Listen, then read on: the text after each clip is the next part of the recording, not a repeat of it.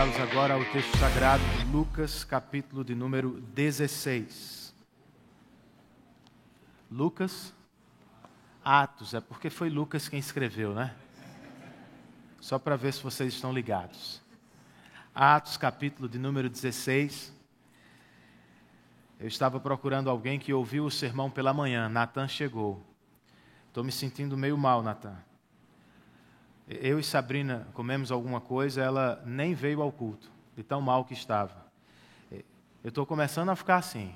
Então você que ouviu o sermão, se prepare aí, viu? Qualquer coisa você assume o púlpito. Atos, capítulo de número 16. Nós vamos estudar do verso de número 1 ao verso de número 15 nesta tarde.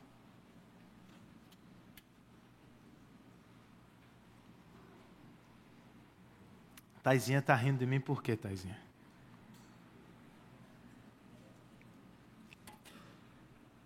Não é o que você está pensando, minha irmã.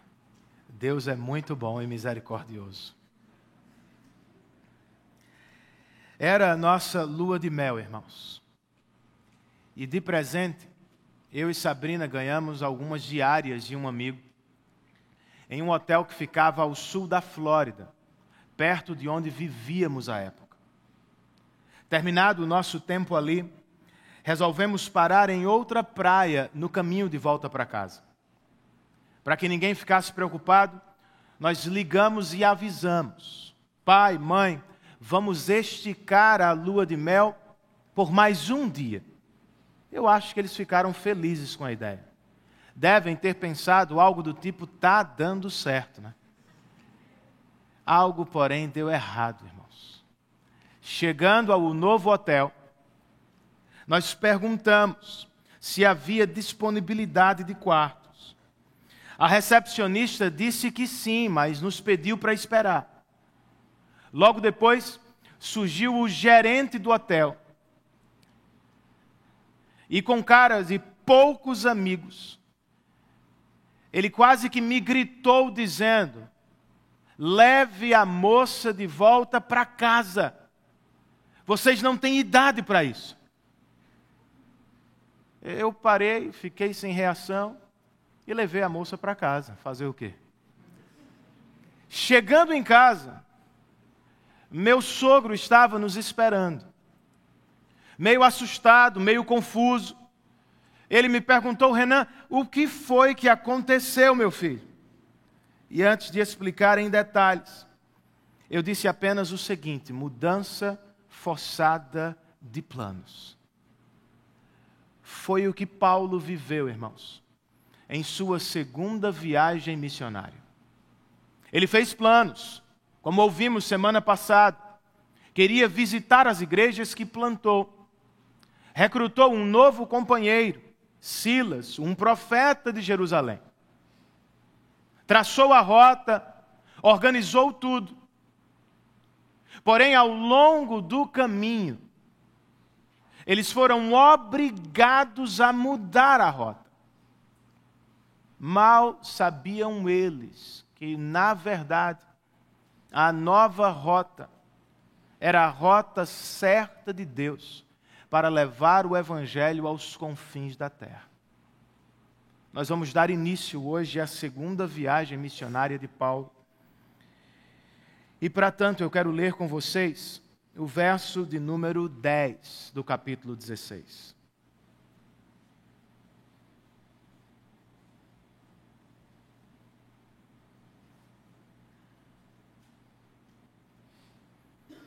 O texto inspirado nos diz: depois que Paulo teve essa visão, preparamo-nos imediatamente para partir para a Macedônia, concluindo que Deus nos tinha chamado para lhes pregar o Evangelho. Vamos orar, irmãos? Senhor, muito obrigado por esta tarde, pelo imenso privilégio que temos de congregar nesta igreja, de ter um espaço para cultuar, de ouvir a Tua palavra, de tê-la em nossa própria língua. Espírito Santo, nós dependemos de Ti. Eu que vou pregar a Tua palavra, os meus irmãos que terão de ouvi-la. Assiste-nos, ó Espírito. Nós te pedimos em nome de Jesus Cristo e para a glória dele. Amém.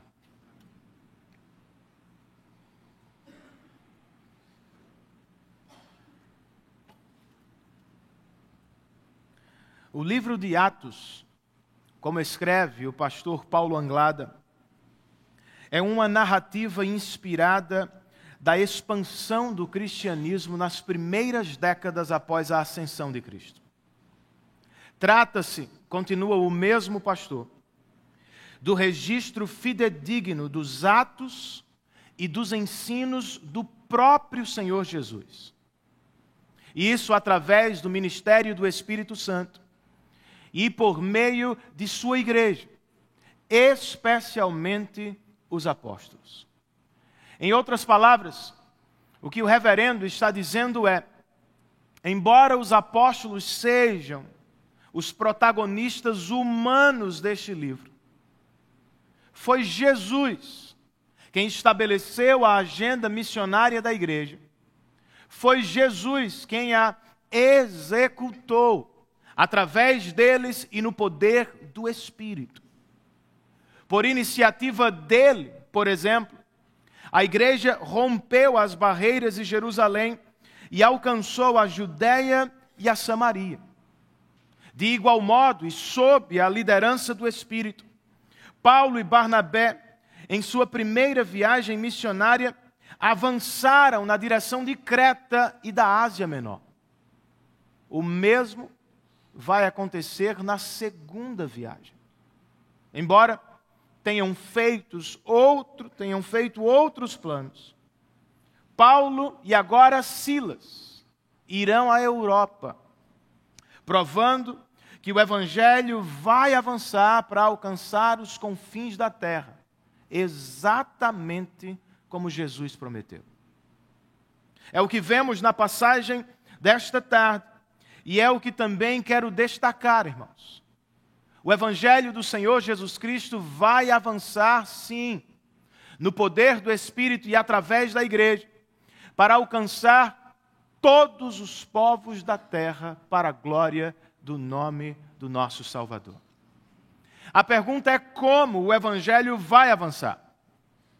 Enquanto narra o início da segunda viagem missionária de Paulo, Lucas nos ajuda a perceber o avanço.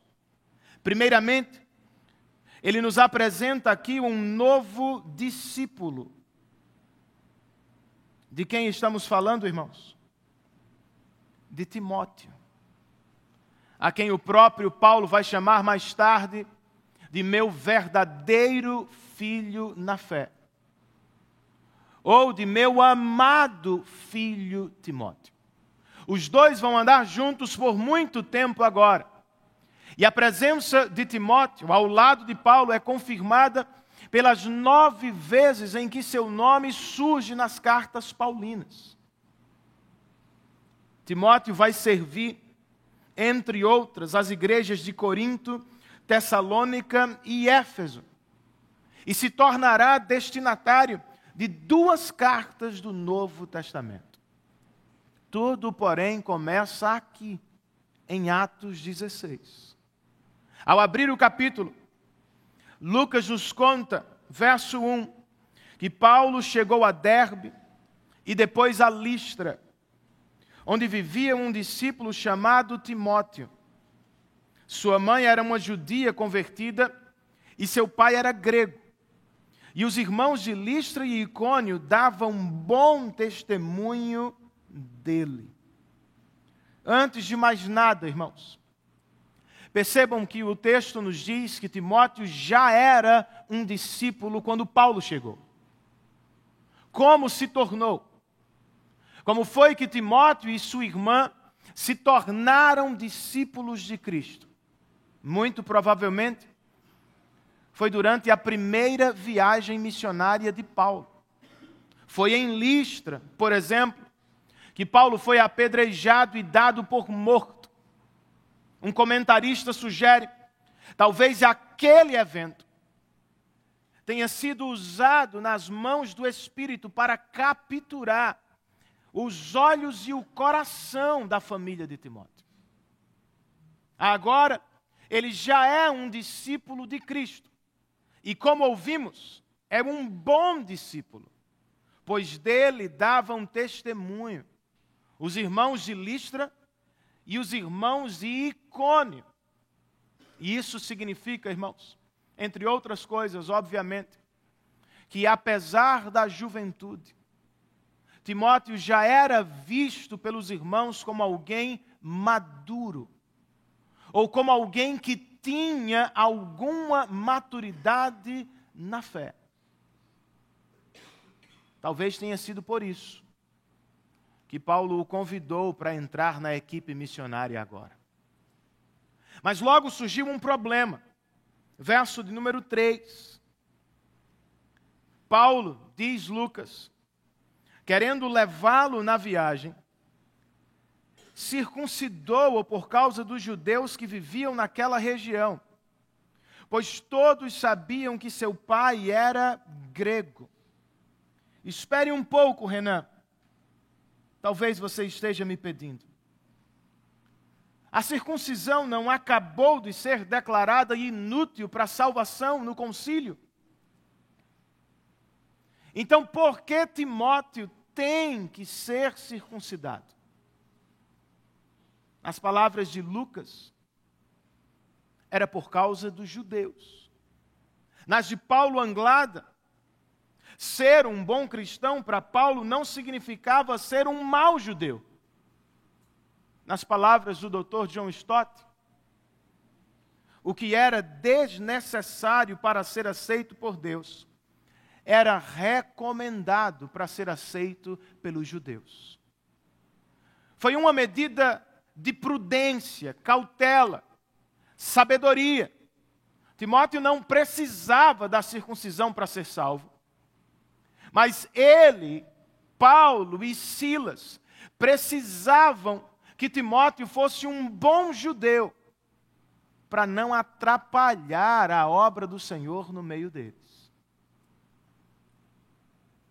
Por isso, Paulo recrutou e circuncidou o jovem Timóteo. Depois, Lucas continua nos versos 4 e 5. Nas cidades por onde passavam, transmitiam as decisões tomadas pelos apóstolos e presbíteros em Jerusalém, para que fossem obedecidas. Assim as igrejas eram fortalecidas na fé e cresciam em número a cada dia. Os resultados deste início de viagem são dois.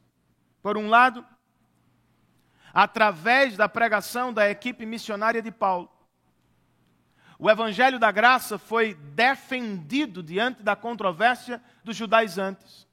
E, consequentemente, as igrejas foram fortalecidas no evangelho da graça.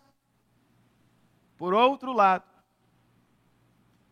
a igreja, outra vez forte na fé, retomou o caminho do crescimento internacional. É quase como se Lucas estivesse dizendo: notem isso.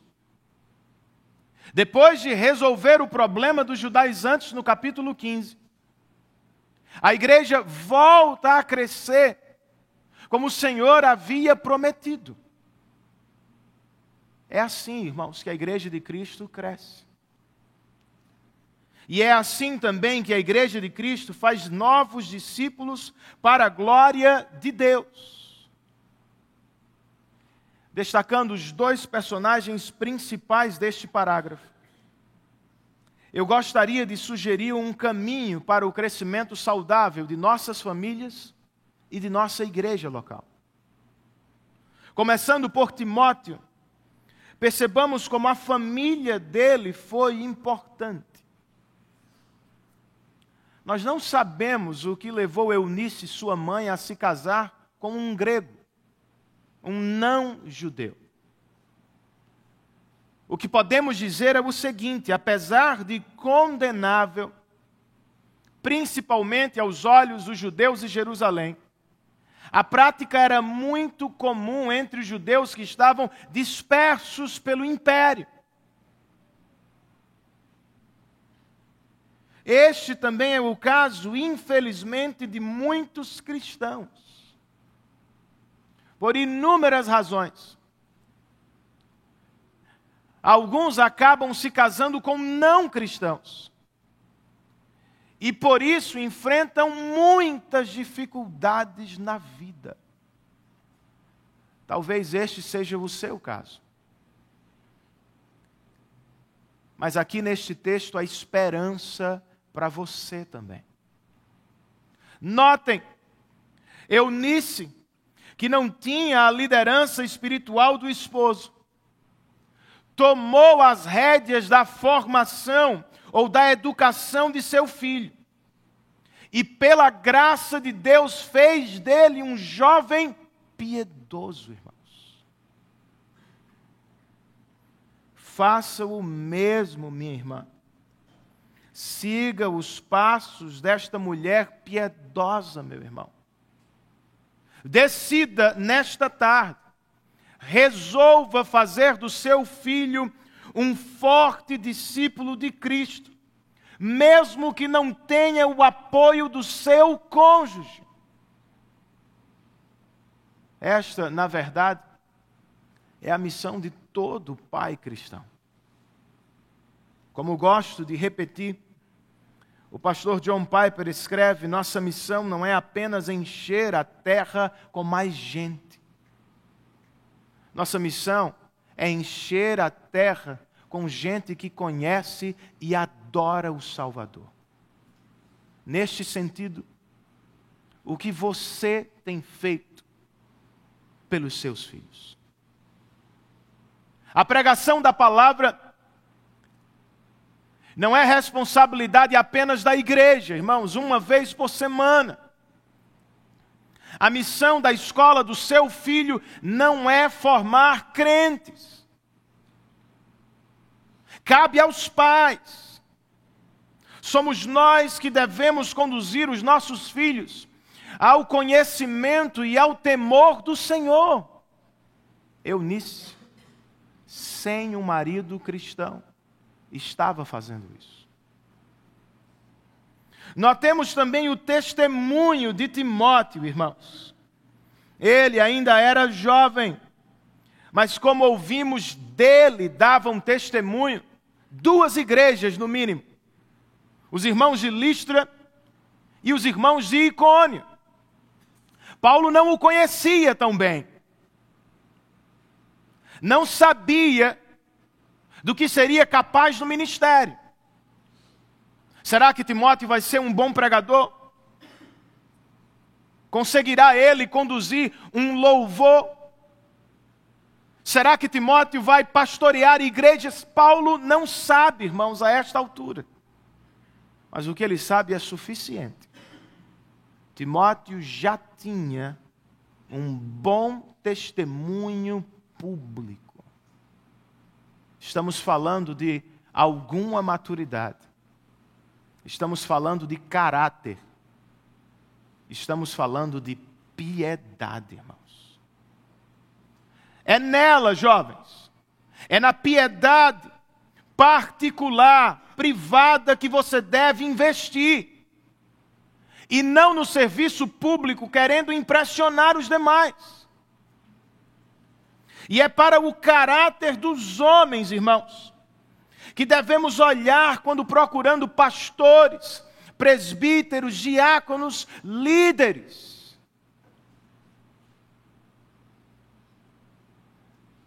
Não se trata apenas do que sabemos fazer diante dos homens. O que somos diante de Deus precede o que fazemos publicamente. Por último, mas não menos importante, eu quero destacar o poder de Deus ao início desta história, irmãos. Como você sabe, mais tarde o apóstolo Paulo vai falar da timidez e do estado frágil de saúde de Timóteo. Acrescente a isso a juventude e a ausência de um pai cristão formador. Aos olhos do mundo, Timóteo não tinha como ir muito longe do ministério. Ele era fraco, irmãos. Eu sei. Mas o Deus dele, o nosso Deus, é forte e é capaz de usar homens e mulheres fracos. Na realidade, por mais orgulhosos que sejamos, esse é o único tipo de gente que existe na terra. Mas por graça, este é o tipo de gente que Deus ama usar.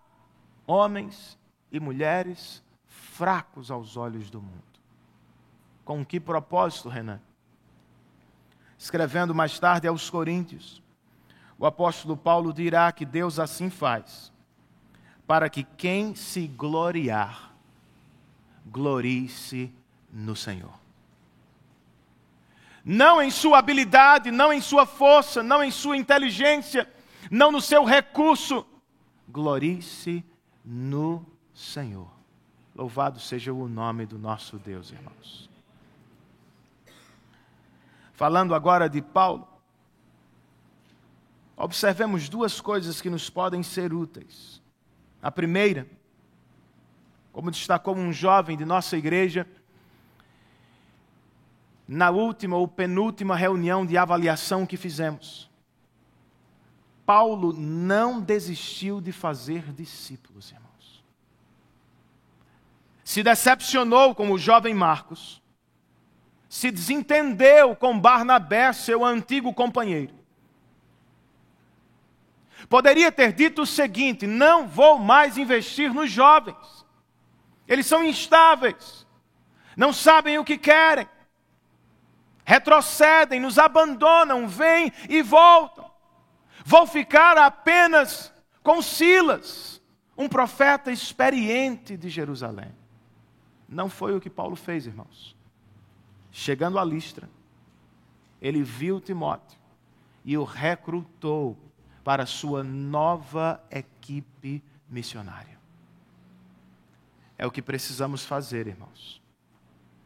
Eu sei que alguns vão nos decepcionar, nos abandonar e até difamar. Mas a obra de Deus é mais importante do que o meu nome. O reino de Deus é mais valioso do que os meus sentimentos. Sendo assim, não feche o seu coração para novos discípulos, apenas porque alguns velhos o decepcionaram. Mas Renan, e se fizerem de novo? E se me machucarem outra vez? Olhe-se no espelho nesta tarde. Não é o que temos feito com Deus, vez após vez, irmãos. Mas é assim que Ele trata você? É assim que Ele trata a mim? Não, irmãos. O Senhor tem sido gracioso, paciente, longânimo. Sejamos imitadores do nosso Deus. Outra nota a partir de Paulo. Sejamos sábios no nosso proceder. Ao mesmo tempo em que se opõe à circuncisão de gentios como regra para a salvação, Paulo compreende que a incircuncisão de Timóteo poderia representar um empecilho para a obra. A mesma lição ele compartilha conosco em 1 Coríntios 8, 10 e em Romanos 14. Onde ele defende a liberdade cristã, mas recomenda a abstinência de qualquer coisa que pudesse golpear a consciência fraca dos nossos irmãos.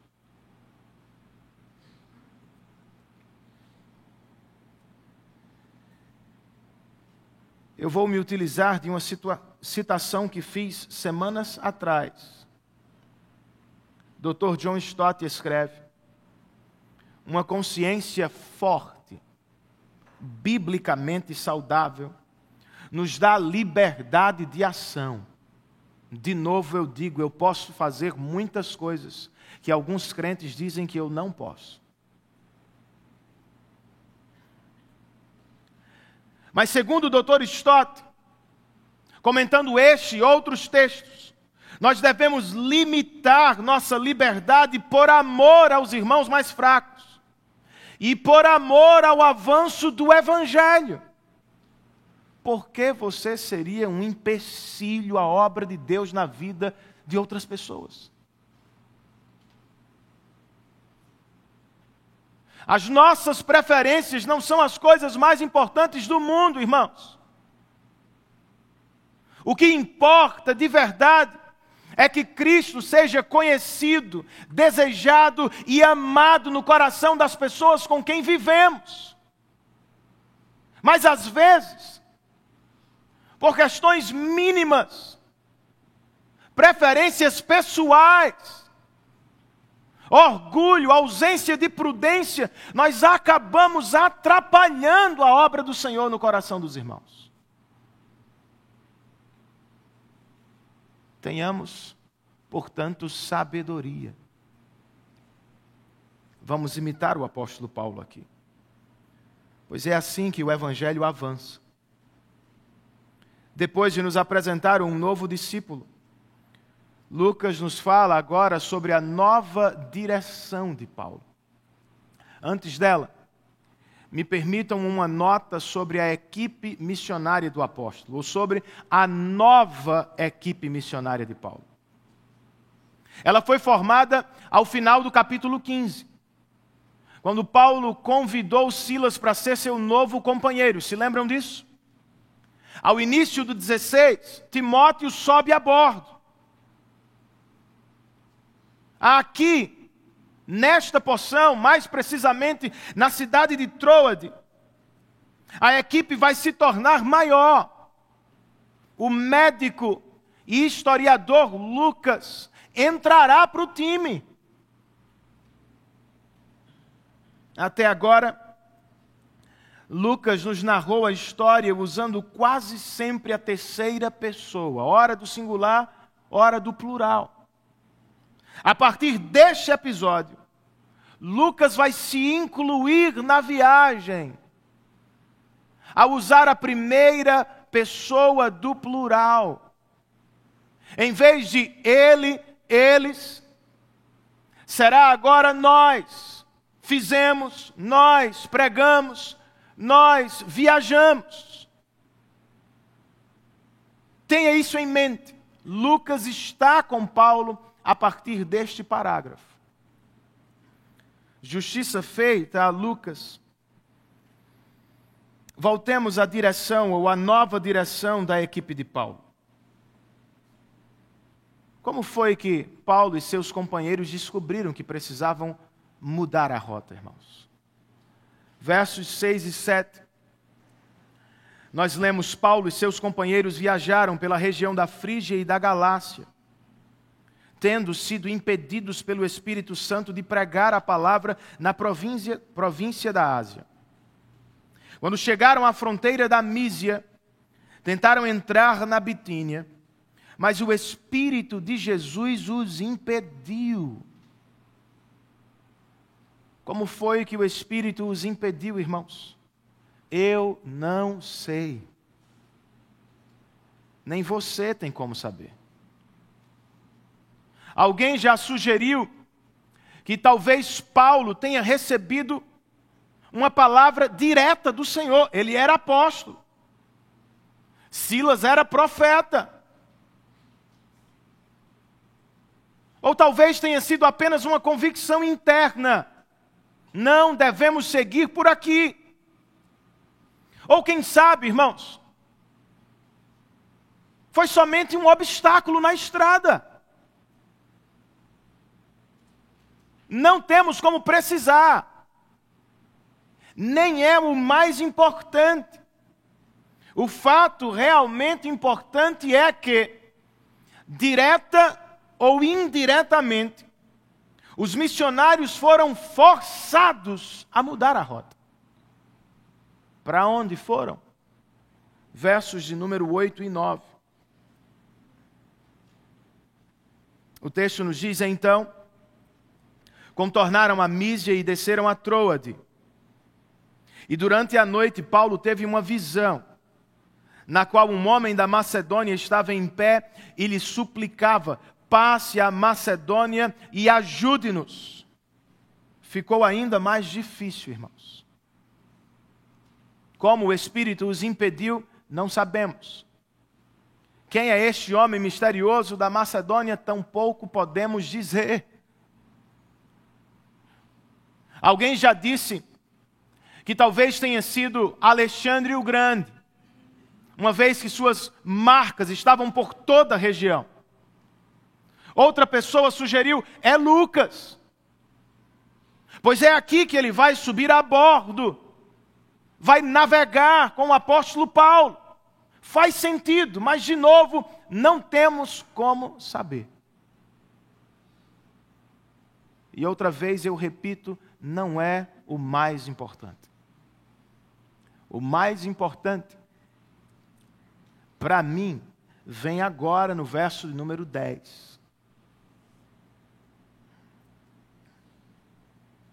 Depois que Paulo teve essa visão, preparamo-nos, Lucas se inclui agora, imediatamente para partir para a Macedônia, concluindo que Deus nos tinha chamado para lhes pregar o Evangelho. Deste verso eu quero chamar sua atenção para algo que julguei muito importante enquanto estudava o texto. Um especialista da língua grega, comentando a passagem, diz que o verbo concluir que temos aqui sugere que Paulo e seus companheiros se reuniram para discutir, debater e decidir juntos. O que aconteceu provavelmente foi: Paulo lhes contou sobre a visão, eles ponderaram sobre os obstáculos do caminho, e alguém deve ter lembrado acerca do ministério de Paulo. Paulo fora chamado por Deus e enviado pela igreja de Antioquia para levar o evangelho aos estrangeiros, juntando tudo e juntos eles decidiram partir para a Macedônia. Que momento importante da história do cristianismo, irmãos. E que passagem reveladora. Especialmente quando pensamos sobre a maneira de Deus guiar o seu povo. Outra vez eu cito o Dr. John Stott e peço que você dê atenção a este comentário dele. Disso, ou desta passagem, podemos aprender que normalmente a orientação de Deus não é só negativa, é também positiva. Algumas portas se fecham, outras se abrem.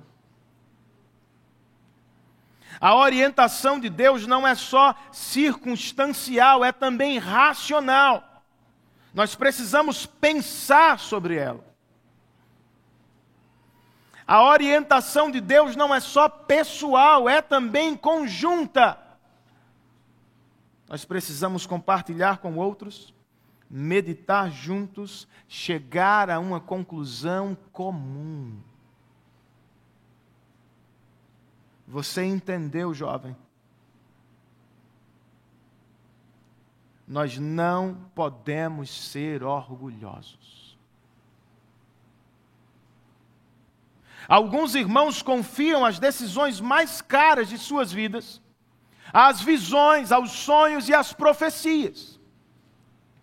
E se você vai conversar com eles sobre o assunto, talvez, de modo orgulhoso, digam: Deus falou comigo e ponto. Mas quem garante? E se você estiver errado?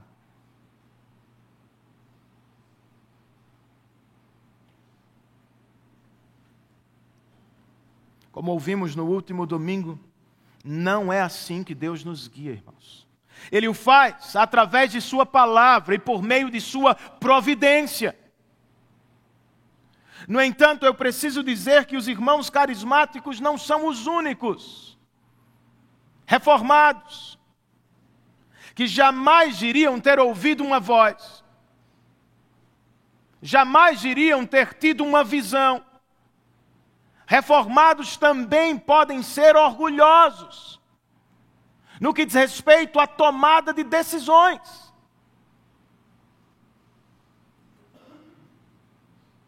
Pense no irmão que diz a outro irmão: eu não preciso do seu conselho. Eu não quero a sua ajuda, eu sei o que é melhor para mim. Ou pense nos jovens, que às vezes não falam, mas pensam: meu plano é o melhor, por que devo ouvir meus pais, meus irmãos ou meus pastores? Irmãos queridos, vamos dar atenção a esta passagem.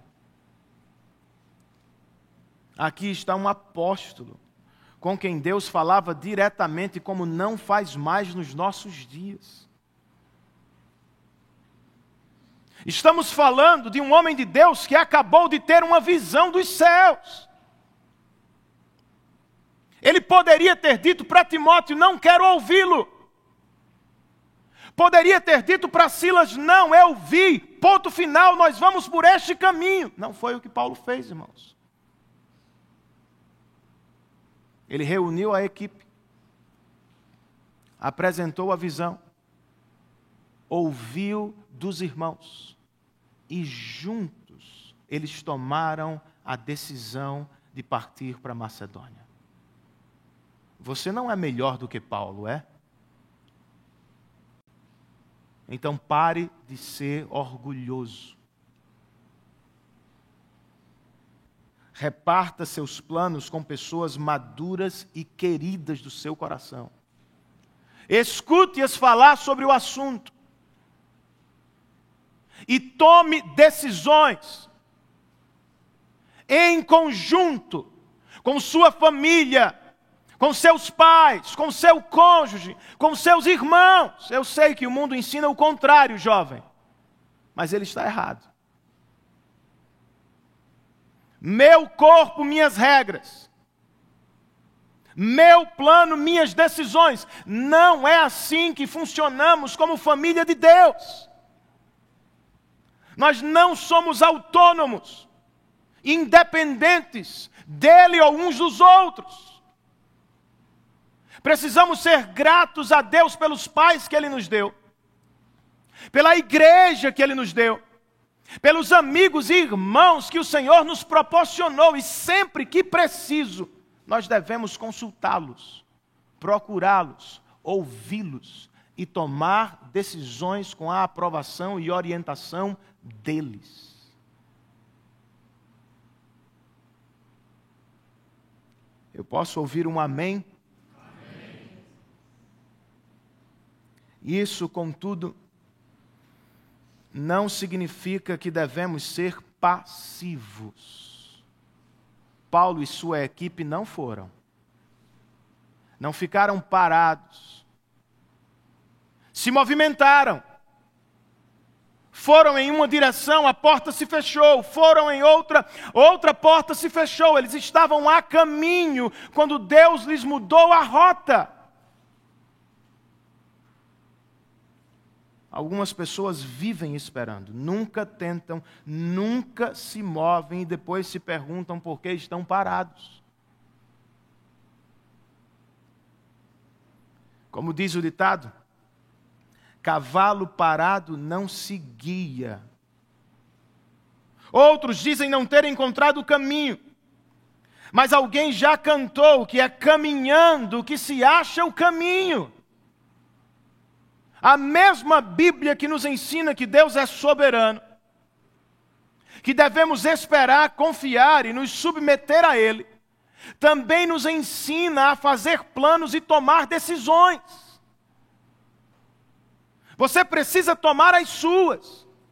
Eu preciso escolher uma rota. Claro, em oração. E crendo que Deus pode alterá-la quando achar melhor. Mas precisamos seguir, irmãos. Fazer, nos arriscar.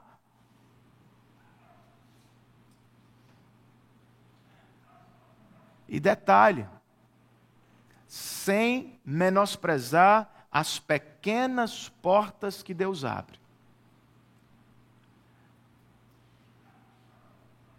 Como diz um presbítero de nossa igreja, Paulo não fazia ideia do que estava para realizar. Para ele era sair de uma província e entrar em outra província. Como ir de João Pessoa a Cabedelo. Para o Espírito, irmãos, a alteração de rota significava levar o Evangelho à Europa. E de lá, levar o Evangelho aos confins da terra. Você não faz ideia do que Deus pode estar fazendo em sua pequena empresa. Ou no que Ele planeja para seu pequeno filho. Você não faz ideia do que Deus pode fazer a partir desta pequena igreja. Somos servos pequenos de um Deus grande e poderoso, irmãos. Outra lição que salta desta porção é sobre a missão de nossa igreja. Na verdade, sobre a missão da igreja de Cristo. O misterioso homem da Macedônia apareceu e implorou a Paulo por ajuda. Qual era a ajuda que queria, irmãos? E o que Paulo podia dar àquele homem? Ao final do verso 10, Lucas nos diz que concluíram todos que Deus os tinha chamado para lhes pregar o Evangelho. O homem da Macedônia não estava pedindo por socorro material ou social. Seu grito não era por libertação política. Representando todo um continente, aquele homem estava gritando por salvação espiritual, irmãos. É do que você precisa também, meu amigo. Sua maior necessidade não se resume a um melhor presidente, ou a um melhor programa político,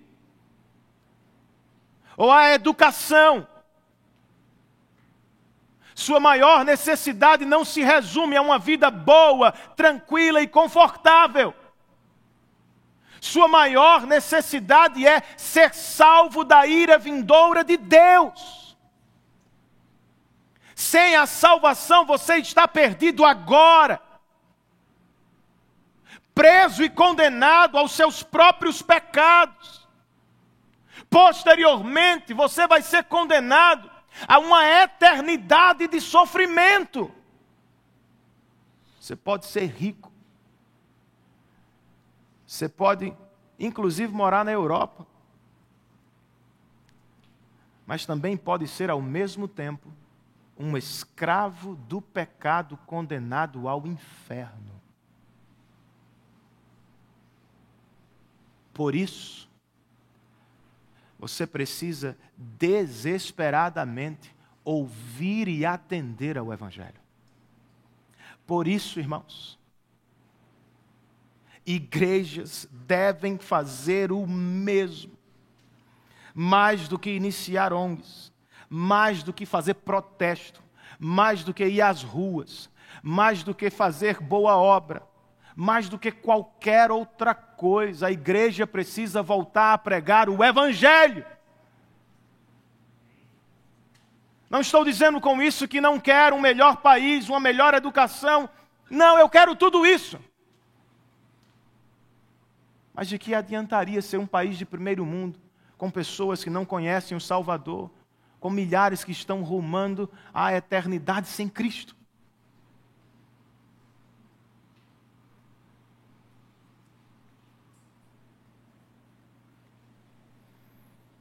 Essa é a missão de nossa igreja, irmãos. Pregar o Evangelho de Jesus Cristo. Para terminar, enquanto seguimos Paulo em sua segunda viagem missionária, Lucas nos apresenta, ao final desta sessão, uma nova igreja que surge.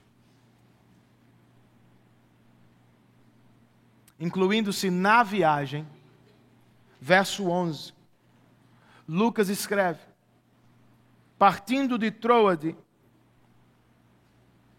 navegamos diretamente para Samotrácia e no dia seguinte para Neápolis. Dali partimos para Filipos, na Macedônia, que é a colônia romana e a principal cidade daquele distrito.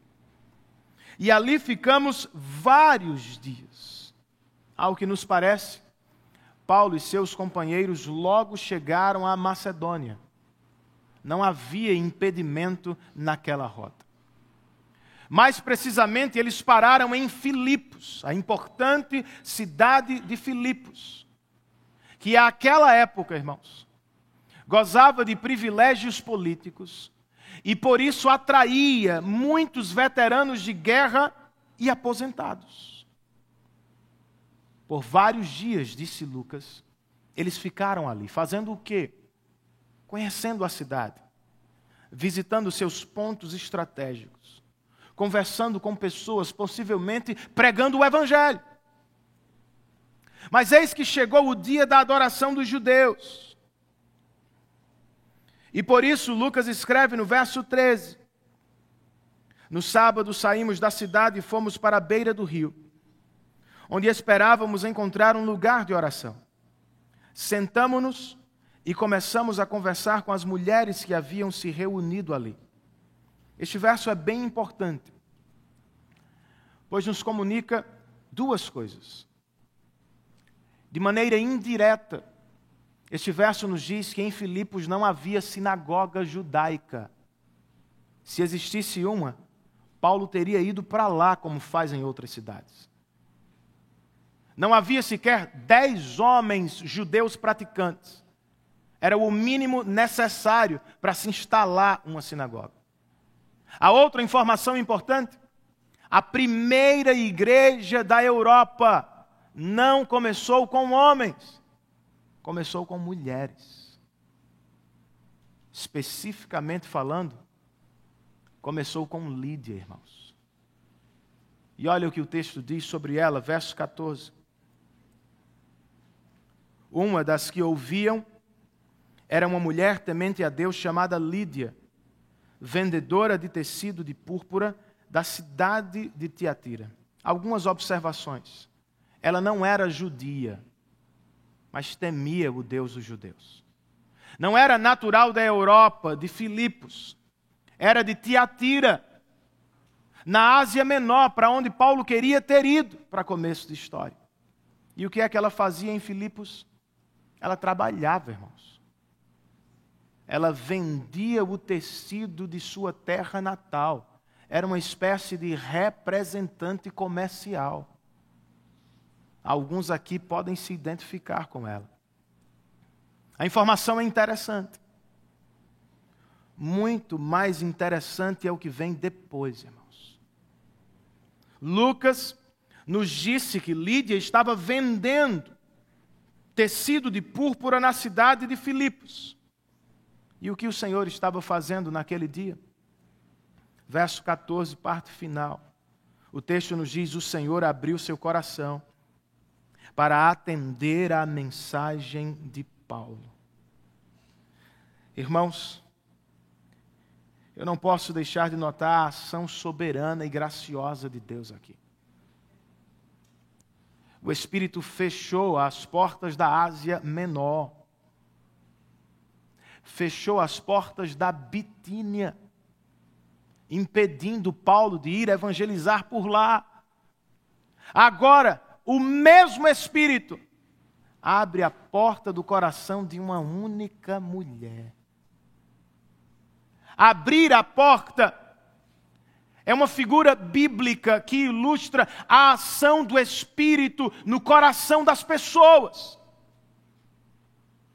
Em outras palavras, o que Lucas estava dizendo era: Paulo pregou aos ouvidos de Lídia, mas foi o Espírito que deu ao coração dela nova vida para crer e se arrepender de seus pecados.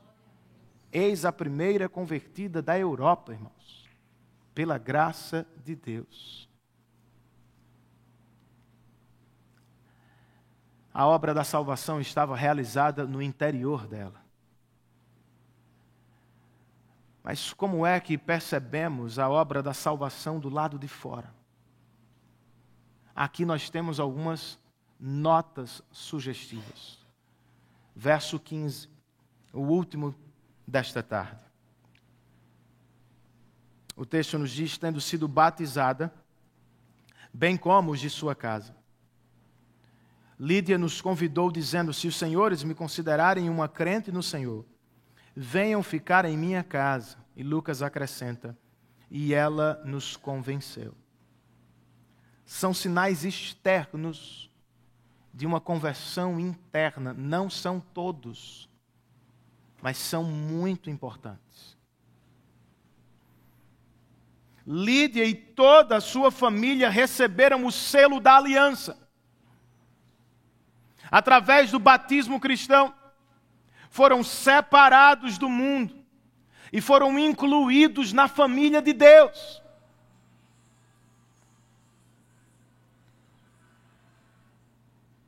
E, como tem de acontecer, irmãos, Lídia, que teve o coração aberto pelo Senhor, abriu a própria casa para o povo do Senhor. É o que temos feito também.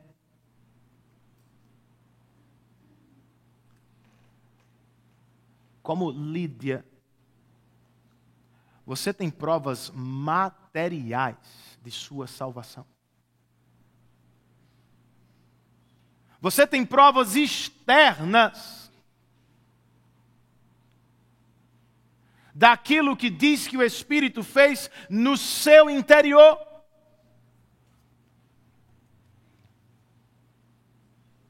Dizemos que Deus abriu nosso coração, irmãos. Mas será que temos prova disso? O Senhor abriu nosso coração, mas será que abrimos nossa vida e nossa casa para os irmãos?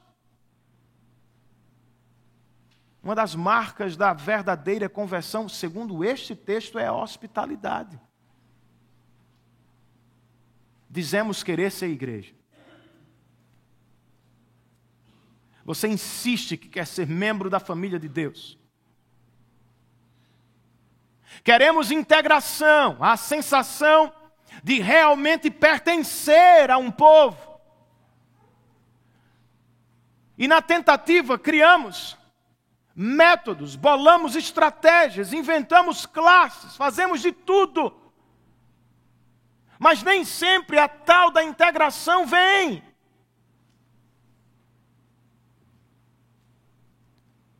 Talvez estejamos esquecidos de algo muito mais simples e mais fácil de ser praticado, que estava bem presente na igreja de Atos.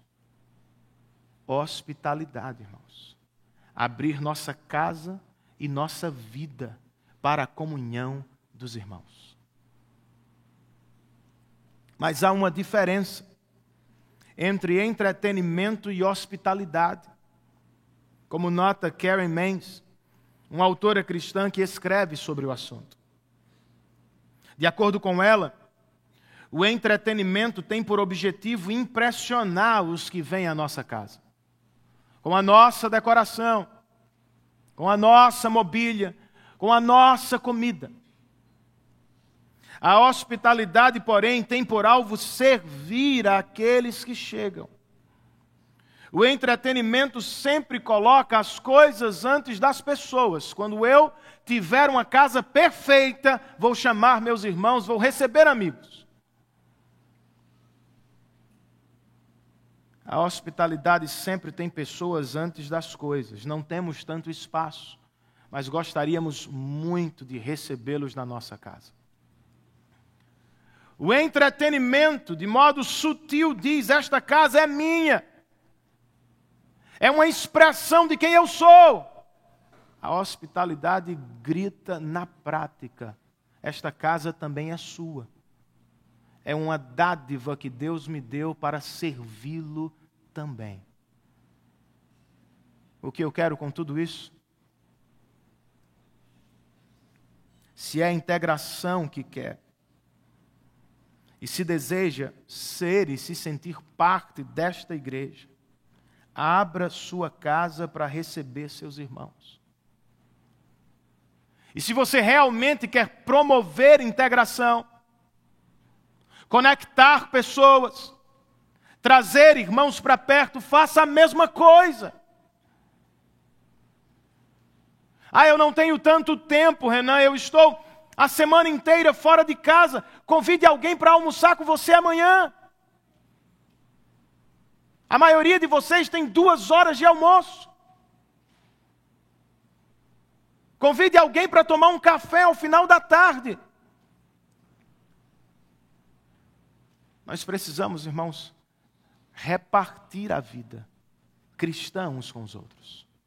Em minha própria experiência como pastor, eu posso dizer que as melhores conversas que eu tive não foram no gabinete, mesmo que tenham sido importantes. As melhores conversas que eu tive e tenho são ao redor de uma mesa, enquanto eu como e divido a vida com alguém. Façamos isso para a glória de Deus. Outra marca da conversão, de acordo com o que lemos neste texto, é o batismo cristão. Jamais diríamos que o batismo é um meio de salvação.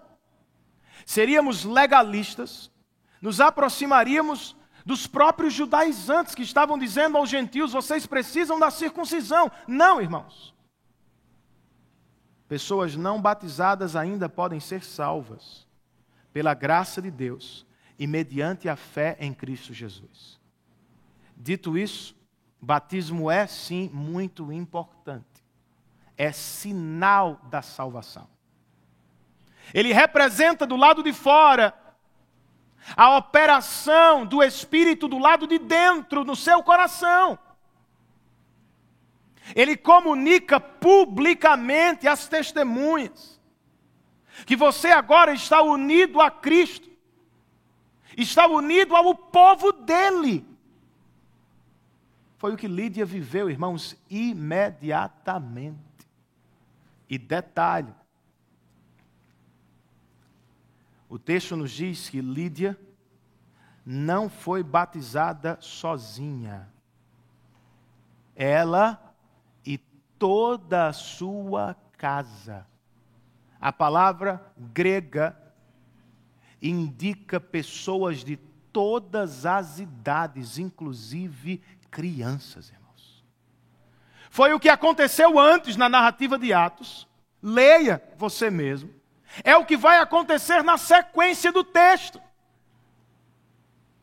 Os irmãos de Atos entendiam a prática quando estudavam sobre os patriarcas, fundamentavam o batismo familiar a partir de Abraão em Gênesis 17. Alguns deles ouviram do próprio Pedro no dia de Pentecostes: esta bênção é para vocês e para os filhos de vocês. Eu não quero começar uma guerra entre os cristãos por causa do batismo infantil. Mas eu quero sugerir que você estude mais sobre o assunto, se você tem dúvidas. Se você é membro da nossa igreja, nós esperamos que você inclua seu filho na família da fé mediante o batismo. E se você quer se tornar membro da igreja, é necessário que você estude sobre isso. Para alguns de vocês é super estranho a prática. Faça uma rápida consulta à história da igreja. Você vai perceber que você é o estranho, quando comparado aos séculos de batismo infantil. A prática foi alterada, irmãos, por algumas igrejas que chegaram ao Brasil. Uma delas, que sempre batizou crianças, ficou com medo da associação com os católicos. Graças a Deus, a igreja presbiteriana nunca mudou a sua prática, entendendo que nós não somos dois povos, um do antigo e um do novo. Nós somos um e o mesmo povo de Deus. Se os nossos irmãos praticavam no passado, e Jesus nunca revogou no novo, nós continuamos com este privilégio de incluir visivelmente nossos filhos no meio do povo de Deus. De maneira geral, para todos, aqueles que vão, aqueles que não vão batizar os filhos, ao menos tenha este compromisso de Lídia: apresentar toda a sua casa diante do Senhor. Não formar o filho apenas para ser um médico, um engenheiro, não investir nele somente para conhecer o inglês ou o espanhol. Nossa meta, irmãos, como pais, deve ser apresentar nossos filhos diante do Senhor e ter filhos salvos para a glória de Deus.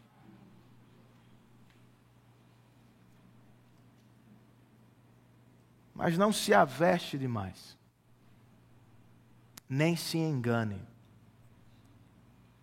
Salvação não é obra nossa, é obra do Espírito de Deus. Não é realização do batismo, é realização do Espírito de Deus. Lídia não foi salva porque era a mais inteligente das mulheres que ouviam Paulo. Ela foi salva, irmãos, do mesmo jeito que todos os outros eleitos são salvos. Ela foi salva pela graça de Deus, tendo recebido como dádiva fé para crer em Cristo e para se arrepender de seus pecados. É assim que sempre acontece. Nunca é seu mérito, é sempre graça de Deus. Jamais será por esforço humano, sempre será por iniciativa do Senhor. O que nos cabe, Renan? Pregar, modelar, convidar filhos, cônjuges, parentes e amigos à fé em Cristo e ao arrependimento de seus pecados. E depois a gente faz o quê? A gente dorme em paz.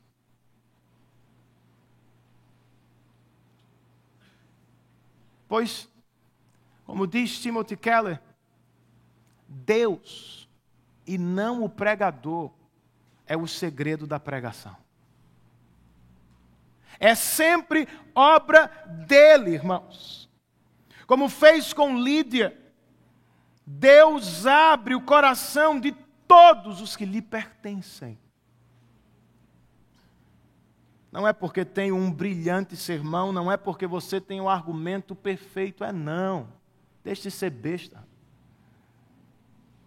Quando pessoas ouvem e respondem à nossa mensagem, foi porque primeiro o Espírito foi ao coração delas. Louvado seja o Senhor por isso. Pregue e depois descanse no Senhor. Voltando ao início do sermão, quando meu sogro me perguntou o que aconteceu, minha resposta, como vocês ouviram, foi mudança forçada de planos. A de Sabrina, para a mãe dela, foi ligeiramente diferente. Ela disse: mãe, eu casei com uma criança. Eu não sabia, mas Renan é de menor. De fato, irmãos. Nos Estados Unidos, a maioridade só é alcançada aos 21 anos. E à época eu tinha 19, para as más línguas, quase 20. E antes que algum pai me mate depois do culto, que fique bem claro, neste sentido, eu não sou o padrão dos jovens, nem muito menos das minhas filhas. Eu e Sabrina realmente casamos muito, mas muito cedo. No entanto, diferentemente do que alguns podem ter pensado, pela graça de Deus, irmãos, não deu errado. Deu muito certo. Eu não poderia ser mais feliz.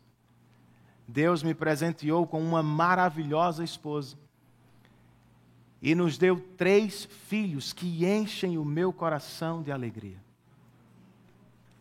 O hotel, porém, deu errado. Nós voltamos mais cedo mesmo. A vida é assim. A vida é cheia de experiências assim. Não é mesmo? Paulo acabou de esbarrar em portas fechadas, irmãos. A missão na Ásia e na Bitínia aparentemente deu errado. Mas outra vez eu digo, mal sabiam eles que a nova rota era a certa. Era a rota de Deus para levar o Evangelho aos confins da terra. Sendo assim, sigamos viagem, irmãos. Com tranquilidade no coração. Crendo que Ele está no controle de todas as coisas. As rotas podem mudar, podem sofrer alterações. Deus não sofre, Ele é o mesmo ontem, hoje e será eternamente. Entre pela porta que Ele abriu. Não fique triste demais com a que Ele fechou. Viagem, façamos uma viagem na dependência do Senhor. Crendo que Ele sempre fará tudo para a glória do nome dEle e, consequentemente, para a alegria espiritual do nosso coração. Curve a sua cabeça, feche os seus olhos. Faça uma oração breve, pense no que você ouviu.